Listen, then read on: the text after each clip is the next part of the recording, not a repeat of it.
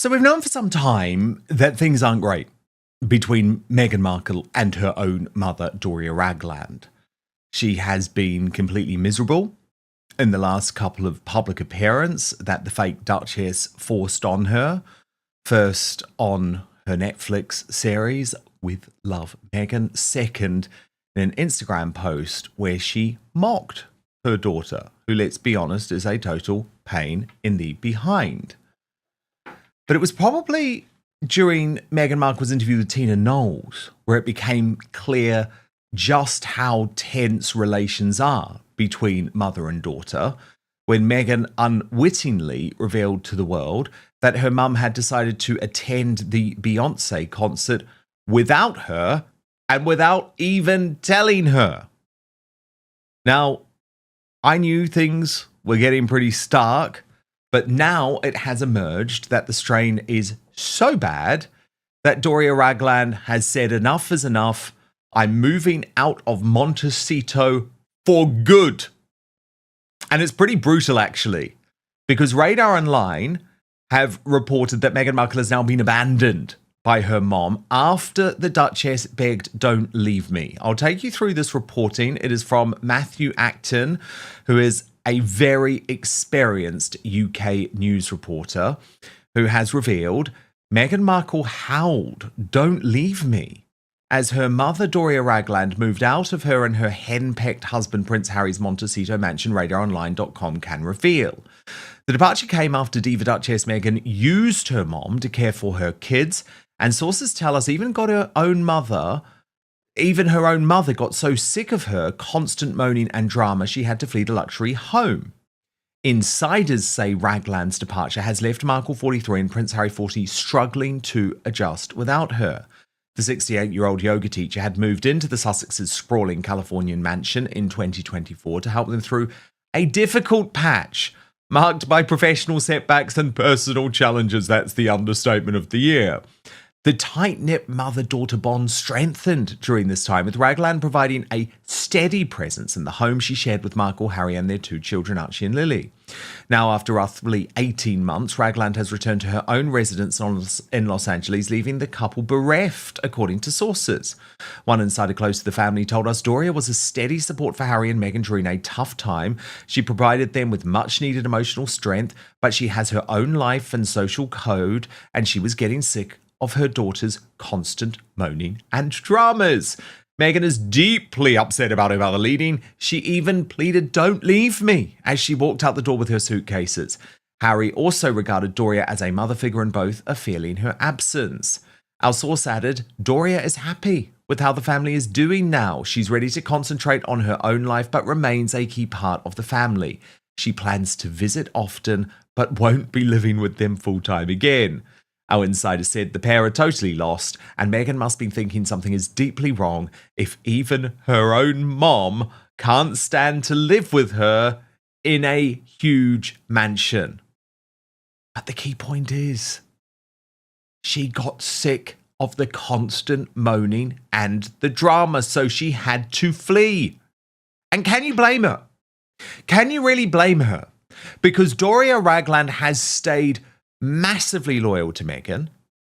She drank the Kool-Aid for a period.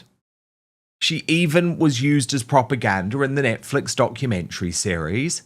But since then, like the rest of the world, she's seen how her daughter's lies have been exposed. She's seen how her daughter uses people. She's seen how her daughter treats people.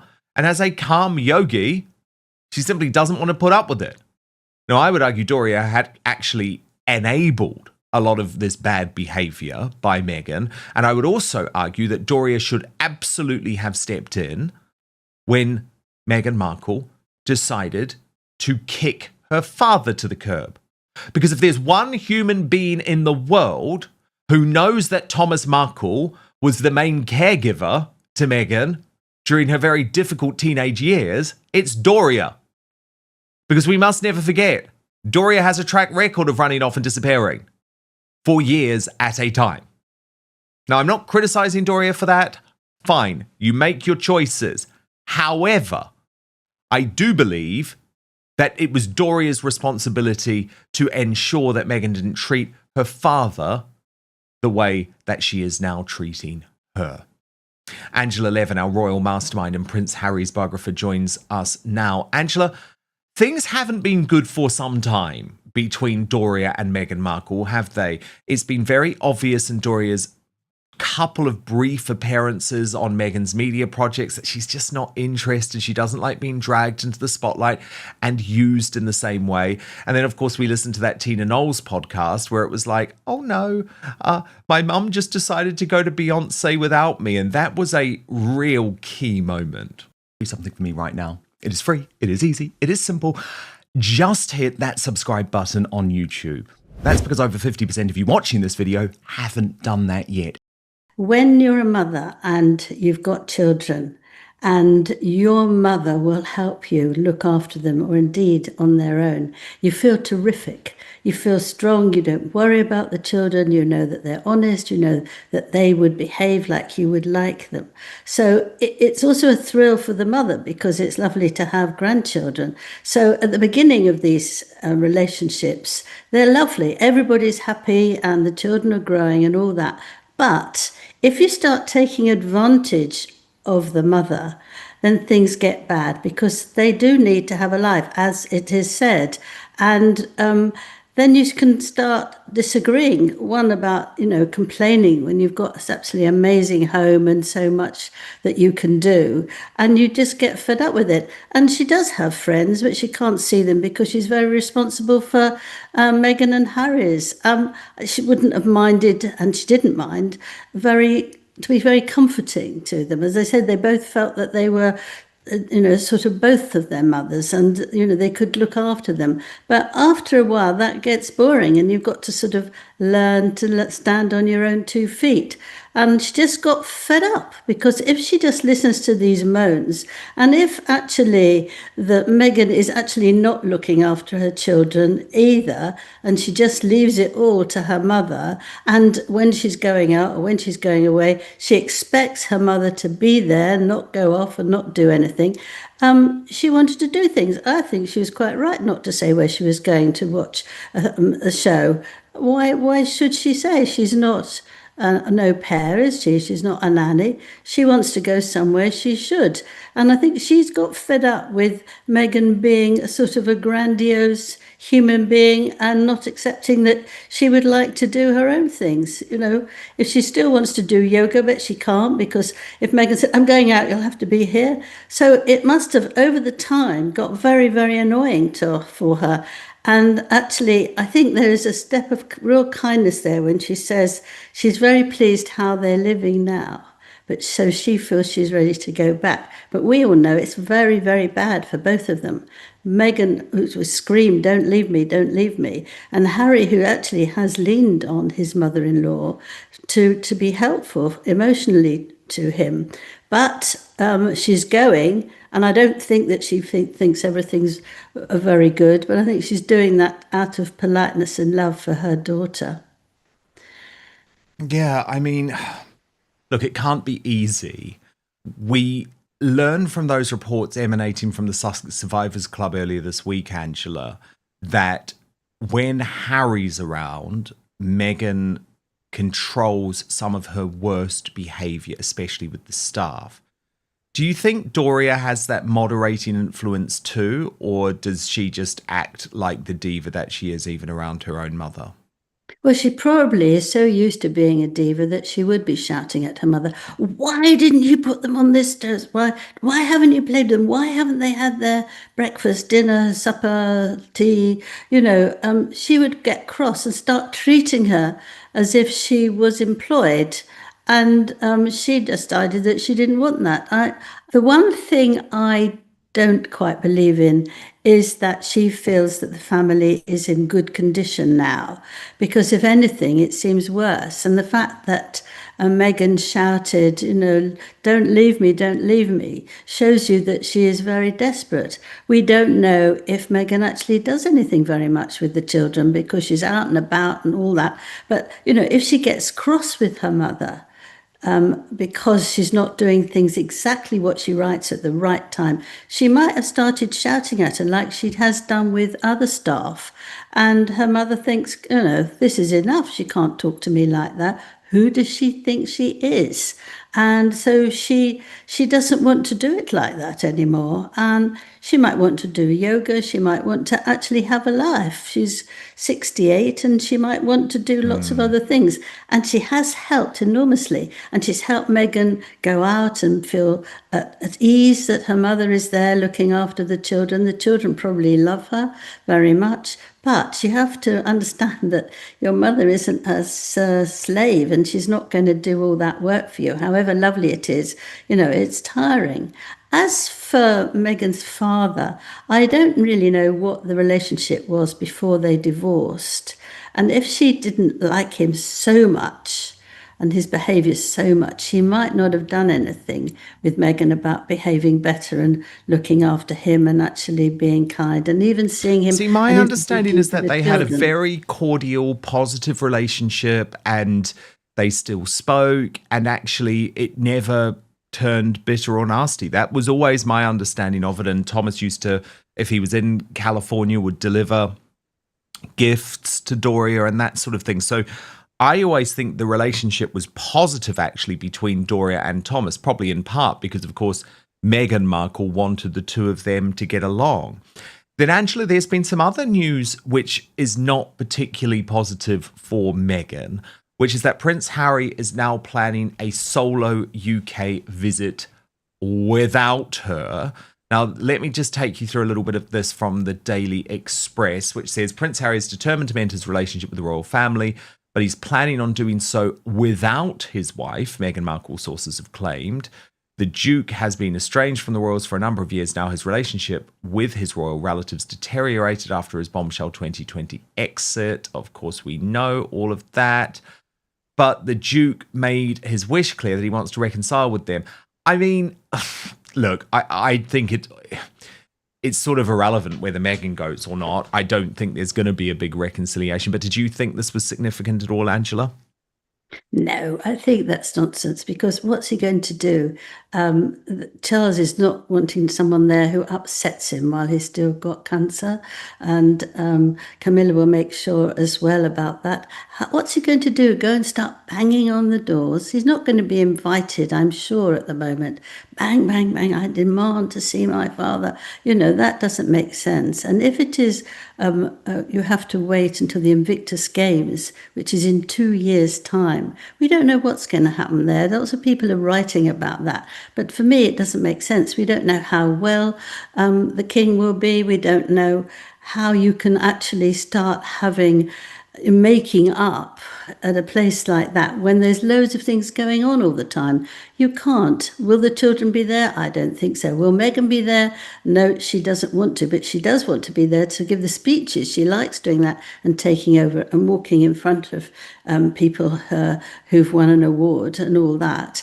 I don't see how he can do that. It doesn't make any sense to me.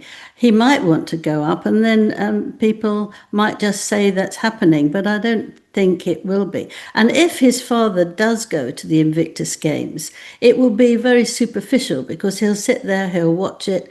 You can bet your luck that he'll go back to see Camilla because she will be 80 in the week that's actually the Invictus Games taking place. And he won't want to hang around. He'll go by helicopter. He's not going to go by car and talk to Harry on the way. So it's all very easy to say he's going to do it. But when you actually look at it and try and dissect it, you realize it's incredibly difficult because it's also taking away the attention of Invictus Games and these people who gave their lives to work very hard and are now damaged physically and mentally. I don't think that's the right way of dealing with it. You can't take that thing and make it something that he and his father's doing so that nobody looks at the people who were there giving their lives to the country. I mean, it's It's just not an rational way of saying things. And we don't know how the king is going to be till then. And I'm quite sure that if William has taken over by then, and I hope that doesn't happen, he's not actually going to join in. No way. Absolutely not. No way. He ain't joining in.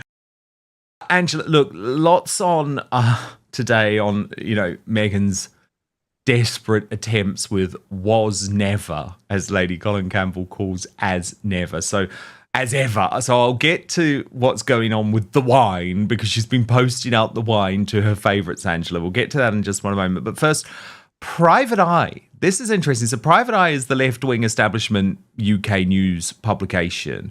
It's always been on the side of Harry and Meghan. Right? Always, always, always, because it's completely establishment, completely to the left. It's run by that horrible dude, Ian Hislop.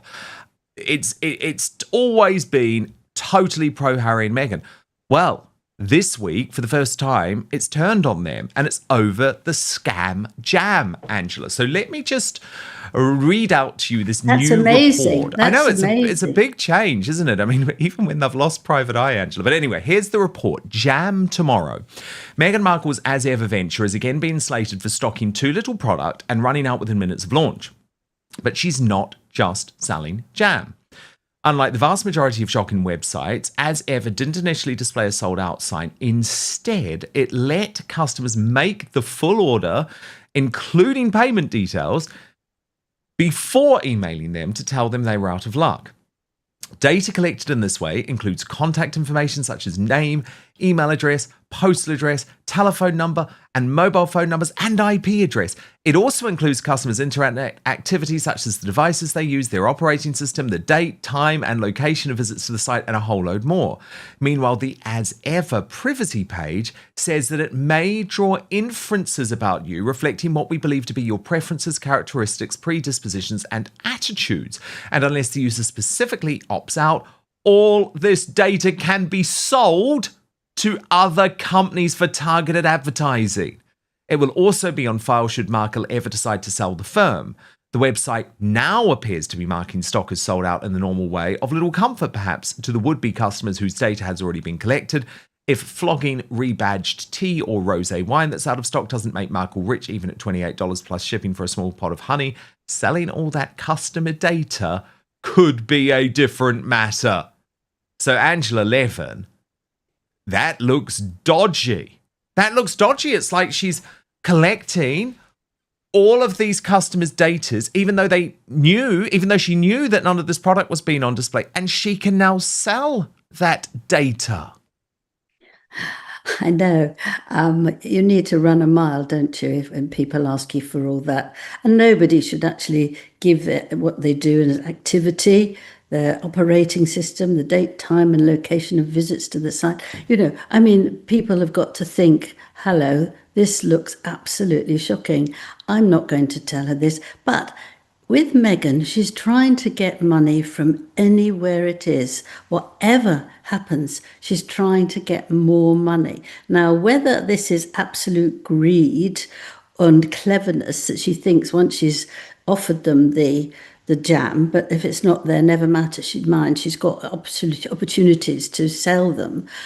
Or it's actually they're in poor need and they want to try and get some more money. I suspect it's the first one, actually. I think it's just terrible. And when companies do that, I'm not sure that it's legal. I don't know. But actually, to think that they take all this information for people and use it for themselves, knowing in advance that they can't buy what they're after, is, well, disgraceful, isn't it? Well, it's completely, totally immoral, isn't it, Angela? But isn't that the way that she tends to live? Yes, she does, but she's also got to be careful because if she's doing this to people, she can trip up and find herself going to court and trying to explain what she's doing. And she won't win this time if this is all written down that this is what she was aiming at. You can't. You see, I think that many problems with Meghan, but one of the problems with Meghan is that she doesn't think anybody else is clever or got a good brain. She thinks it's always her. So if she cuts through things, or if she pretends that she's doing one thing and she's doing another, she tells a lie, that we're all idiots and she's the one who's tremendously clever in the whole world. Now, Angela, she thinks she's very clever again when it comes to the rosé wine as well, because it has been shipped out today. And what's interesting is that Meghan has done this thing of sending the wine specifically to people who are going to love it, because the Daily Mail that just purchased it did not love it. But this is what Nancy Sidley said about it. So Meghan sent her rosé to 2 pay-to-plays that WME, that's her agency, love using: Town and Country and In Style. In Style is owned by the same publisher as People. Town and Country is a favourite of the Kardashians. Expect positive feedback. And sure enough, Angela, the Town and Country review comes in, and it is actually... Sorry, not the Town and Country. The In Style review comes in, and it is so positive. It just reads like a piece of paid PR, to the point where As Ever have actually posted it on their Instagram story. So let me read it out to you, Angela, because it's just so ludicrous. The bottle describes the pour as a delicately balanced rosé with soft notes of stone fruit, gentle minerality, and lasting finish. Beyond the marketing speak, in layman's terms, the rosé is good. My experience with it is smooth, almost dangerously smooth, as we finished the whole bottle in one night without even trying. And no, I'm not hungover this morning. Okay, so Meghan's wine is so good according to InStyle. This is wine that leaves you with no hangover. That's a miracle, Angela. It's a miracle. And this review goes on. It goes down easy and is dry and light. To hear my husband describe it, his 3 adjectives were lively, refreshing, and pleasant. Mine, flavorful, sweet, and enjoyable. And the Puff Peaks guess works.